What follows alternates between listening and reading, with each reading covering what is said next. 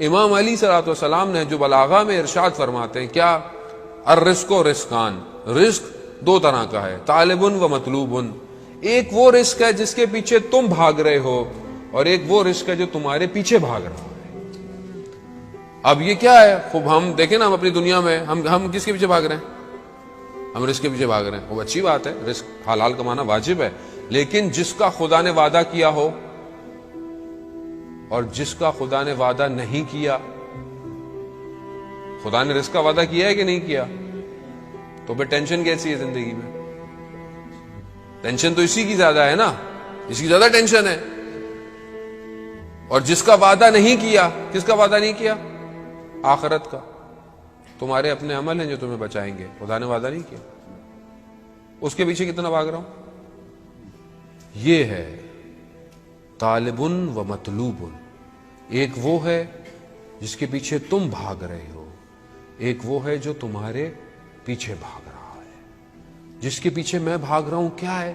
ومن طلب الدنیا، اور جو دنیا کو طلب کرتا ہے، جو دنیا کے پیچھے بھاگتا ہے، اس کو موت آ جاتی ہے اور دنیا اس کو نکال کے پھینک دیتی ہے۔ آپ کے سامنے دنیا کے بڑے بڑے لوگ جنہوں نے دنیا میں فرعون، انا ربک الاعلی، میں رب ہوں تمہارا، کہاں گیا؟ ڈوب گیا۔ شداد کہاں گیا؟ نمرود 300 سال لگے اس کو جنت بنانے میں اپنی شداد، اور جب گھوڑا لے کے پہنچا دروازے پہ جو نے بنائی تھی اس نے دنیا، اندر جانے لگا تو ایک شخص نظر آیا، کہا تم کون ہو؟ تمہیں میں نے پہلے دفعہ دیکھا ہے۔ کہا میں موت کا فرشتہ ہوں، جان لینے آیا ہوں۔ کہہ رہا مجھے ایک پاؤں گھوڑے کی زین میں تھا، ایک ہوا میں تھا، جان نکال لی۔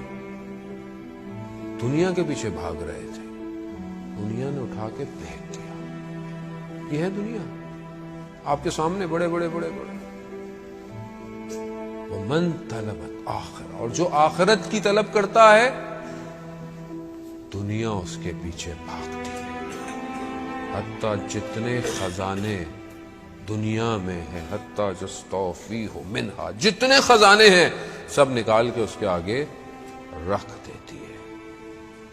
جو آخرت کے لیے بھاگتا ہے، اور آخرت کے لیے ہم کتنا آخرت کے لیے بھاگ رہے ہیں؟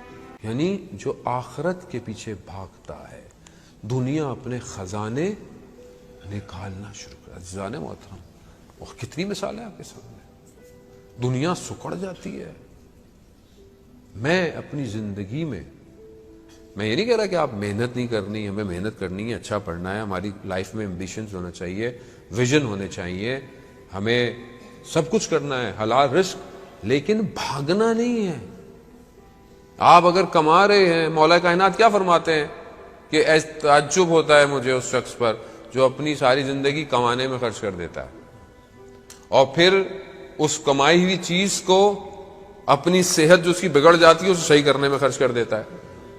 یعنی ساری زندگی کماتے رہے، بیمار ہو گئے، آخر میں بیمار پڑے، سارے پیسے بیماری میں لگ رہے ہیں۔ تعجب ہوتا ہے مولا کا۔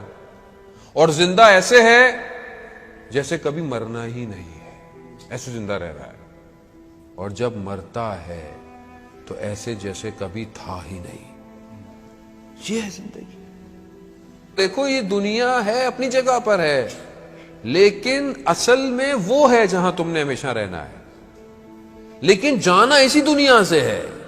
یہ دنیا بیسیکلی کمال پہ پہنچنے کا راستہ ہے۔ اب آپ یہ نہیں کہہ سکتے کہ میں پہاڑوں میں چلا جاؤں اور چپ کر کے بیٹھا رہوں، اکیلا بیٹھا رہوں، مجھے نہیں، ایسے نہیں جائیں گے۔ کمال پہ جانا ہے تو سوسائٹی میں رہنا پڑے گا، امتحان دینا پڑے گا، درگزر کرنا پڑے گا، اپنا مال انفاق کرنا پڑے گا، دوسرے کا حق ادا کرنا پڑے گا۔ خوب جب آپ امتحان ہی نہیں دیں گے تو آپ کو رزلٹ کیسے ملے گا؟ آپ بولیں گے نہیں میں ویسے ہی پاس ہو جاؤں، گھر میں بیٹھا ہوں، تو ایسا تو کوئی دنیا کا امتحان پاس نہیں ہوتا۔ عزیزان محترم، دنیا کو سمجھیں۔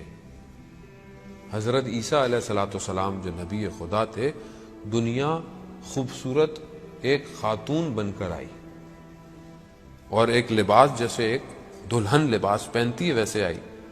تو ان سے پوچھا حضرت عیسیٰ نے، وہ کہتے ہیں کہ جو میرے پیچھے بھاگتا ہے میں اسے بھگاتی رہتی ہوں۔ ایسے ہی